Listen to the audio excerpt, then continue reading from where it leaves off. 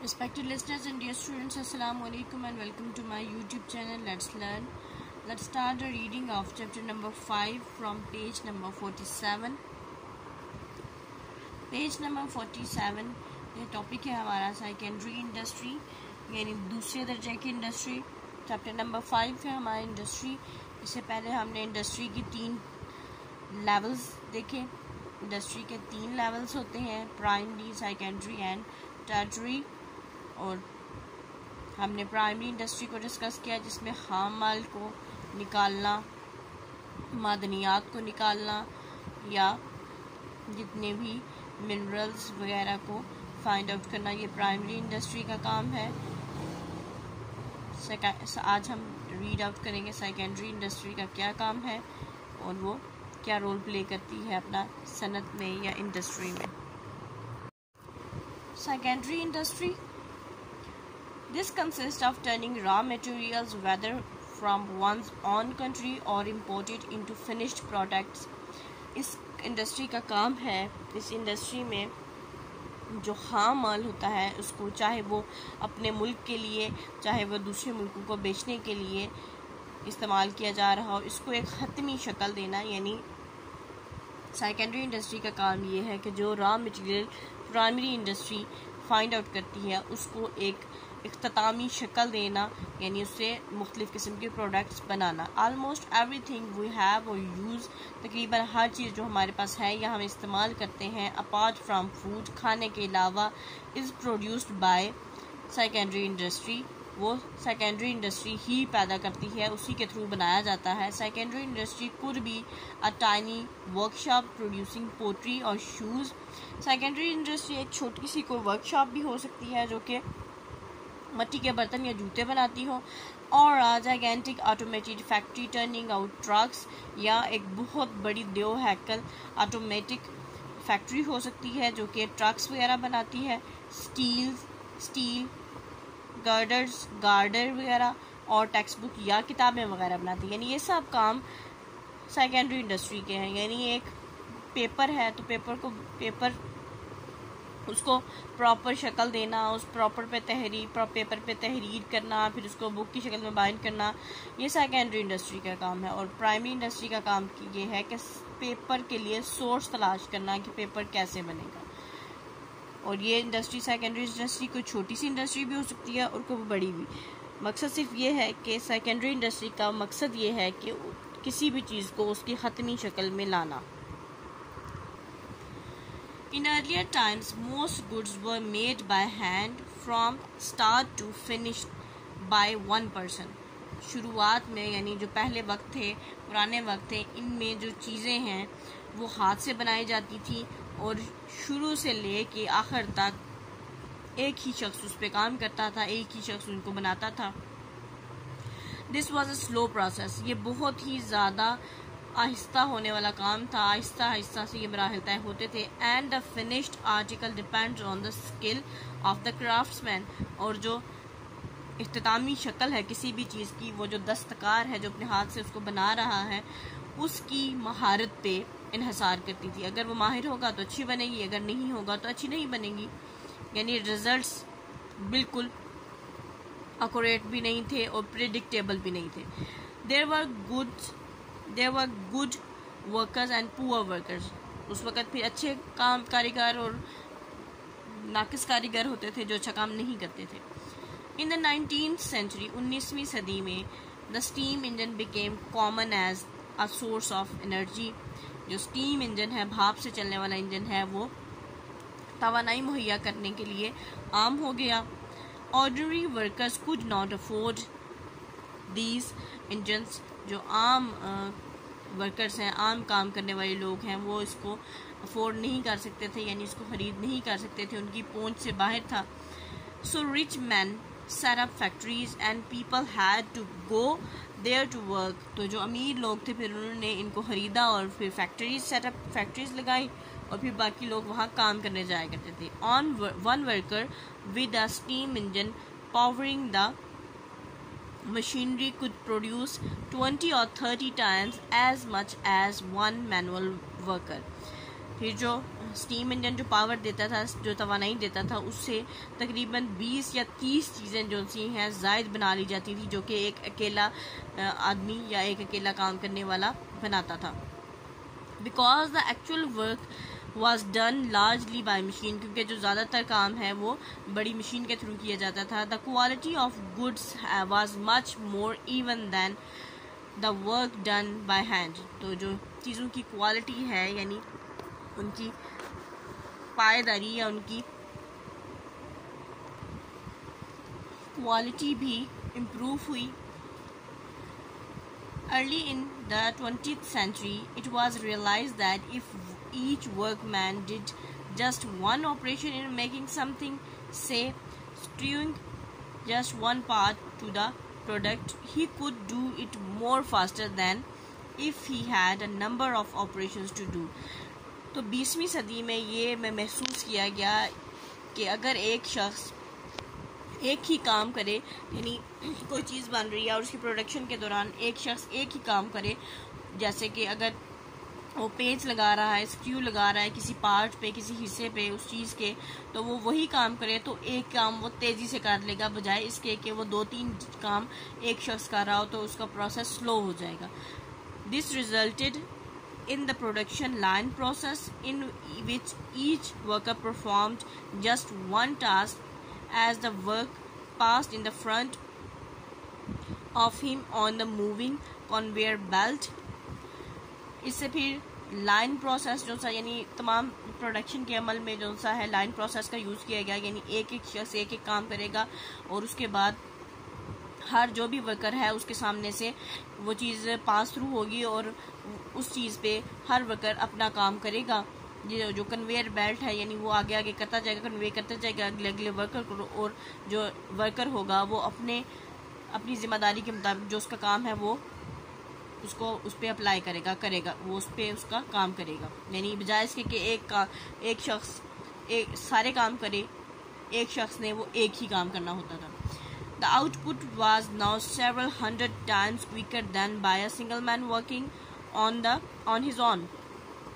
यानी अब जो आउटपुट आया यानी जो चीज़ें बन के आई वो हज़ारों जो सैकड़ों दफ़ा जो सा है यानी जल्द और बन के आई थी, बजाय इसके कि एक बंदा बस एक बंदा खुद ही काम करता रहता है। इसके बजाय जब सारे लोगों ने मिल के अपना अपना अलग अलग काम किया तो उससे काम बहुत ज़्यादा जल्दी हुआ। Today automated factories still have production lines, but instead of workers doing all the operations these are done by more machines and robots. आज भी ऑटोमेटेड फैक्ट्रीज हैं जहाँ पे लाइन प्रोडक्शन होती है, यानी 1 बाय 1 चीज़ आगे आगे जाती है, लेकिन अब जो सा है एक काम जो सा है एक शख्स की बजाय अब ज़्यादातर काम मशीन जो रोबोट्स करते हैं। Often a huge factory floor can be controlled by 1 or 2 men sitting at the desk and pressing switches to operate the electronic equipment that makes the goods। अब बहुत बड़ा भी अक्सर ऐसा होता है कि बहुत बड़ा कोई फैक्ट्री का फ्लोर है जहाँ पे ये काम हो रहा है, उस पूरे फ्लोर को जो भी प्रोसेसिंग उस फ्लोर पे हो रही है वो सारी की सारी 1 या 2 बंदे मेज़ पे बैठ के सिर्फ स्विचेस को कंट्रोल करके सारे के सारा जो प्रोडक्शन है सारी की सारी कंट्रोल कर सकते हैं। जितना भी वो बिजली के आलात हैं जो कि चीज़ों को बना रहे हैं उनको वो सिर्फ स्विचेस से ही कंट्रोल कर सकते हैं। नेक्स्ट है oil and its by products, यानी तेल और इससे बनने वाली मसनूआत। The production of oil and its by products is perhaps the most important industry in our modern world. जो तेल की पैदावार है और तेल से बनने वाली जो मसनूआत है वो शायद हमारी इस जदीद दुनिया में बहुत ही ज़्यादा सनत में अहम है, इस जदीद सनती दुनिया में बहुत ज़्यादा अहम है। Which is why many people call it black gold. इसी वजह से बहुत सारे लोग इसको काला सोना कहते हैं। Well over half of the energy in the world comes from oil and almost 45% of this comes from Muslim countries. तकरीबन दुनिया की जो आधे से ज़्यादा एनर्जी है, आधे से ज़्यादा तवानाई है वो तेल से होती है, और ये जो तवानाई है, ये जो तेल है तकरीबन 45%, दुनिया का 45% तेल मुसलमान मुल्कों से आता है। We may think that it is used just for powering cars, trucks and trains, and producing electricity. हम ये सोचते हैं शायद तेल की सिर्फ ज़रूरत गाड़ियों को, ट्रकों को, ट्रेनों को पावर देने के लिए, तवानाई देने के लिए होती है, यानी एज अ फ्यूल ही सिर्फ यूज़ होता है, या फिर हम इससे बिजली की पैदा करते हैं, बिजली की पैदावार होती है। But it is also the base for a number of everyday by products that we would never think had anything to do with the black sludge that comes from the oil well. लेकिन हमारी ज़िंदगी में रोज़मर्रा इस्तेमाल की बहुत सारी चीज़ें हैं जो इससे बनती हैं, जो तेल का जो कुआं है उससे जो काला जो थिक लिक्विड बाहर निकलता है उसको स्लज कहते हैं, उससे बनती हैं, जो इसके बारे में हम सोचते भी नहीं कि ये इससे तेल के अलावा भी कुछ और चीज़ें बन सकती हैं। We get more different products from oil than from any other substance on the earth. हम तेल से जितनी मुख्तलिफ चीज़ें बना सकते हैं, ज़मीन पे कोई भी ऐसा मादा नहीं है जिससे इतनी चीज़ें बनती हों, यानी तेल से इतनी चीज़ें बनती हैं ज़मीन पे, तेल के अलावा ऐसा कोई मादा नहीं है जिससे इतनी ढेर सारी चीज़ें बनती हों। Oil comes from underground as crude. जो ज़मीन से तेल निकलता है वो उसको क्रूड ऑयल कहते हैं। क्रूड अब क्या है? A thick black horrible smelling semi liquid, एक घना काला और इंतहाई गंदी बदबू वाला एक लिक्विड है, एक माया है। It is taken by pipelines और टैंकर्स टू द रिफाइनरी। ये पाइपलाइन या टैंकर के जरिए रिफाइनरी वहाँ जहाँ तेल को रिफाइन किया जाता है, साफ़ किया जाता है, वहाँ पे लेके जाया जाता है। A huge industrial complex where it is refined. ये बहुत बड़ा सनती कम्प्लेक्स होता है, यानी तेल को रिफाइन करने वाली जो इंडस्ट्री होती है वो बहुत बड़ी होती है और उसमें डिफरेंट स्टेप्स होते हैं, क्योंकि जो बेसिक हमारा जो ज़मीन से निकलता है क्रूड ऑयल से ही आगे बाकी सारे ऑयल बनते हैं, यानी पेट्रोल, LPG, फिर उसके बाद जिसे हम कहते हैं मच्छी का तेल, फिर इसके अलावा बहुत सारी जो सा है सारी जितनी भी ये फार्म्स हैं खासतौर पे फ्यूल की, वो इसी थिक स्लज से ही रिफाइन करके हासिल होती हैं। अच्छा जी, that is split into many chemicals of which it is made. फिर इसको मुख्तलिफ केमिकल्स के तौर पर इसको स्प्लिट किया जाता है, अलग किया जाता है, जहाँ से फिर मुख्तलिफ इससे चीज़ें बनती हैं, तेल बनाया जाता है। Oil goes through a large number of different processes to clean it and break it into parts. जो तेल है, जो ऑयल है, यानी क्रूड ऑयल जो निकलता है, इसको मुख्तलिफ प्रोसेसेस से, मुख्तलिफ मराहिल से गुजारा जाता है, साफ़ किया जाता है, फिर इसको मुख्तलिफ हिस्सों में तोड़ा जाता है। मतलब अब इसमें से मुख्तलिफ चीज़ें हम निकालेंगे, यानी इसमें से पेट्रोल भी निकलेगा, LPG भी निकलेगी और मुख्तलिफ दूसरी चीज़ें निकलेंगी, डीजल निकलेगा, ये सब चीज़ें यहाँ से इसी थिक स्लज से रिफाइन होंगी। फर्स्ट इट इज़ वाश्ड, पहले इसको साफ़ किया जाता है, धोया जाता है विद हॉट वाटर, गर्म पानी के साथ, to get rid of unpleasant sulphur, ताकि ये जो गंदी नाखुशगवार सल्फ़र की बदबू है उससे जान छुड़ाई जा सके, निजात हासिल की जा सके। And then it goes to the distillation tower, फिर इसके बाद इसको डिस्टिलेशन टावर में भेजा जाता है, यानी कि भट्टी नुमा एक जैसे भट्टी होती है उस नुमा एक टावर होता है जहाँ पे इसको हीट दी जाती है ऑयल को। Here it is heated to turn into gas which rises up the 40 metre tower.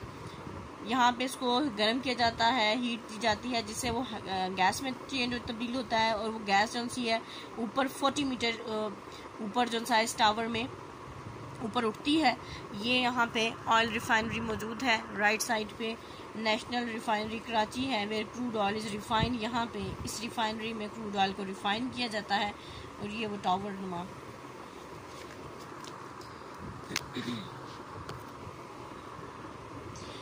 अच्छा जी, all the way up the tower are trays with holes in them and on each of which a different part of the oil condensed। यहाँ पे इस ये जो tower होता है, पूरे टावर में मुख्तलिफ किस्म के ट्रेज लगे होते हैं जहाँ उसमें सुराख होते हैं और जहाँ पे तेल के जो मुख्तलिफ पार्ट्स हैं उनको साफ़ किया जाता है और जो ऑयल है वो मज़ीद कंडेंस का मतलब ये है कि मज़ीद गाढ़ा हो जाता है, घना हो जाता है। Some of the products obtain from oil, कुछ चीज़ें जो कि ऑयल से यानी तेल से बनती हैं वो है, and these are only a few of them, उनमें से ये चंद ही हैं जो बताई गई हैं। जेट फ्यूल यानी तैयारों में जो डलने वाला तेल है वो उसकी क्वालिटी और होती है, और जो गाड़ियों में डलने वाला होता है उसकी क्वालिटी और होती है। Diesel fuel, kerosene, liquefied petroleum gas यानी LPG जिसे कहते हैं, पेट्रोकेमिकल एक्स्ट्रा यानी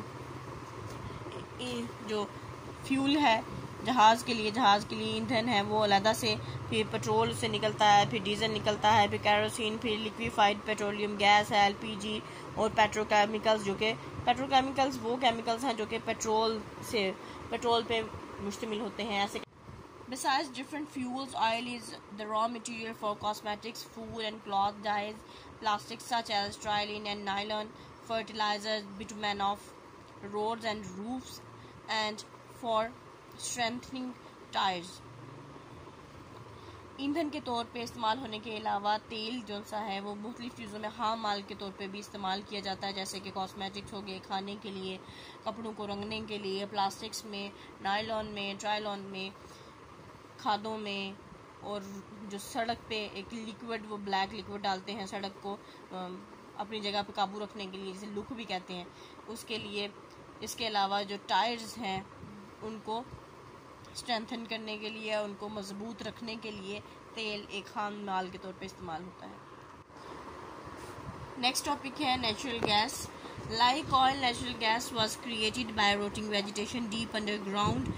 बिल्कुल तेल की तरह जो नेचुरल गैस है, कुदरती गैस है, वो भी ज़मीन में जो पौधे हैं उनके गलने सड़ने से पैदा हुई। Often the two are found together but unfortunately not in Pakistan. अक्सर दोनों इकट्ठे मिलते हैं यानी तेल और गैस, लेकिन बदकिस्मती से पाकिस्तान में ऐसा नहीं है। Which has a very large reserve of natural gas but very little oil at the moment. जहाँ पे गैस के बहुत बड़े ज़खायर मौजूद हैं लेकिन साथ ही तेल के बिल्कुल भी बहुत कम थोड़े से ज़खायर मौजूद हैं। Natural gas is piped to the refinery where the impurities are removed. Natural gas जो सी है पाइपलाइंस के ज़रिए रिफाइनरी तक जहाँ पे इसको साफ़ किया जाता है वहाँ पे ले जाई जाती है, जहाँ पे इसमें से जो इम्प्योरिटीज़ हैं यानी जो भी इसमें जो नाखालिस मादे हैं वो निकाले जाते हैं, जो भी गंदगी वगैरह से प्योरीफाई किया जाता है। And it emerge as butane and propane, और ये दो तरह से मिलती है, ब्यूटेन और प्रोपेन। ये गैस के डिफरेंट प्रेशर पे इसकी जो रिफाइन करने के दौरान डिफरेंट प्रेशर पे जो इस तरह से ऑब्टेन होती है गैस, मुख्तलिफ प्रेशर्स की, यूँ कह लें कि मुख्तलिफ प्रेशर्स पे ये बनी हुई मुख्तलिफ दो तरह की गैस है। There are also byproducts of refining such as plastics but not as many as with oil. Gas के भी बाई प्रोडक्ट्स हैं यानी इससे भी बहुत सारी चीज़ें बनती हैं रिफाइनिंग के बाद, जैसे कि प्लास्टिक वगैरह, लेकिन उतने नहीं हैं जितने के तेल के हैं या ऑयल के हैं। Natural gas is very flexible fuel, it can be pipe directly to homes. जो कुदरती गैस है वो एक बहुत ही ज़्यादा फ्लेक्सिबल ईंधन है, यानी इसको जैसे दिल चाहे वैसे तोड़ा मोड़ा जा सकता है। इसको पाइपलाइंस के ज़रिए घरों तक पहुंचाया जा सकता है, फैक्ट्रीज़ में भी, पावर स्टेशन में एंड इंडस्ट्री में। It can also be used as fuel for cars and trucks. इसको कारों और ट्रकों में ईंधन के तौर पे भी इस्तेमाल किया जा सकता है। Its advantage as a fuel for transport is that it is clean and does not emit fumes into the atmosphere. इसका फ़ायदा ये है इसको ईंधन के तौर पर इस्तेमाल करने का कि ये साफ़ सुथरा एक ईंधन है और ये फ़िज़ा में जहरीली गैसें नहीं छोड़ती। Perhaps for ordinary people its main advantage is as bottled gas in steel containers। लेकिन जो आम लोग हैं उनके लिए ये फ़ायदा ये है कि ये स्टील के जो कंटेनर हैं उनमें बोतल बंद की जा सकती है। These can be bought in most places and can be used for household purpose, जिन्हें हम सिलेंडर कहते हैं, यानी ये कहीं से भी खरीदे जा सकते हैं और घर में घरेलू इस्तेमाल के लिए ले जाए जा सकते हैं। Especially cooking in the remotest regions where it would be far too expensive to put in pipelines. यानी वो एरियाज़, वो रिमोट एरियाज़, जो दूर दराज के इलाके हैं जहाँ पे पाइपलाइन बिछाना और पाइपलाइन के ज़रिए गैस ले जाना बहुत ही महंगा और मुश्किल काम है. Natural gas is very important in Pakistan. Pakistan के लिए जो कुदरती गैस है बहुत ज़्यादा अहम है. 1/3 of the supply is use in power station. इसकी जो 1/3 सप्लाई है, यानी 1/3 जो गैस है वो पावर स्टेशंस में यूज़ की जाती है, इस्तेमाल की जाती है. It is also a raw material for fertilisers and a source of energy for making cement. ये खादों के लिए एक खाम माल के तौर पे इस्तेमाल किया जाता है और साथ ही जो सीमेंट है उसमें एनर्जी प्रोवाइड करने के लिए, उसको बनाने के लिए, सीमेंट को बनाने के लिए तवानाई के तौर पर भी इस्तेमाल किया जाता है. Natural gas is cheap and convenient domestic fuel in Pakistan. जो कुदरती गैस है पाकिस्तान में एक सस्ता और एक आसान फ्लेक्सिबल ईंधन है. It is piped from the main source, especially Sui in Balochistan, to all the major towns and cities of the country. ये बलूचिस्तान में जो मुकाम है सुई, वहाँ से सीधा पाइपलाइंस के ज़रिए मुल्क के मुख्तलिफ गाँव, कस्बों और शहरों में पहुँचाया जाता है.